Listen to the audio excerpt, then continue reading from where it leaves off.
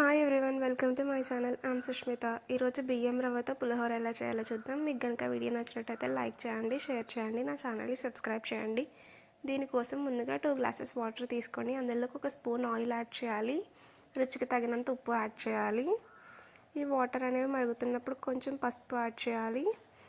తర్వాత 2 గ్లాసుల నీళ్ళకి 1 గ్లాస్ రవ్వను యాడ్ చేయాలి. రవ్వని యాడ్ చేశాక దీనిపైన ఒక మూత పెట్టుకొని ఈ కన్సిస్టెన్సీకి వచ్చేంత వరకు మనం మరిగించుకోవాలి.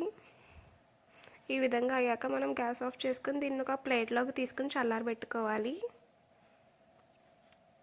ఇలా ఒక ప్లేట్లోకి తీసుకుని చల్లారబెట్టుకోవాలి. ఇప్పుడు మనం పోపుకు కావాల్సిన పదార్థాలు చూద్దాం. శనగపప్పు, మినప్పప్పు, ఆవాలు, కరివేపాకు, ఎండుమిర్చి, పచ్చిమిర్చి తీసుకోవాలి.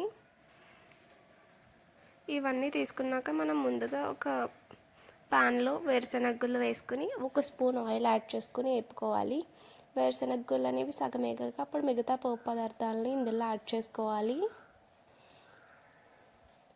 వేరుశనగగుళ్ళు అనేవి ఈ విధంగా వేగాక అప్పుడు పోపు పదార్థాలని యాడ్ చేసుకోవాలి. పోపు పదార్థాలు వేసి వాటిని కూడా ఈ విధంగా వచ్చే వరకు వేపుకోవాలి.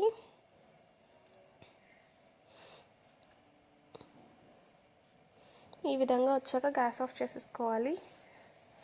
3 నిమ్మకాయలని నేను రసం తీసుకున్నాను. ఇందులోకి కనుక ఉప్పు సరిపోతే మనం కలుపుతున్నప్పుడు ఉప్పు అనేది యాడ్ చేసుకోవాలి. ఈ విధంగా ఉండలు లేకుండా కలుపుకుని అప్పుడు నిమ్మరసాన్ని యాడ్ చేసుకోవాలి.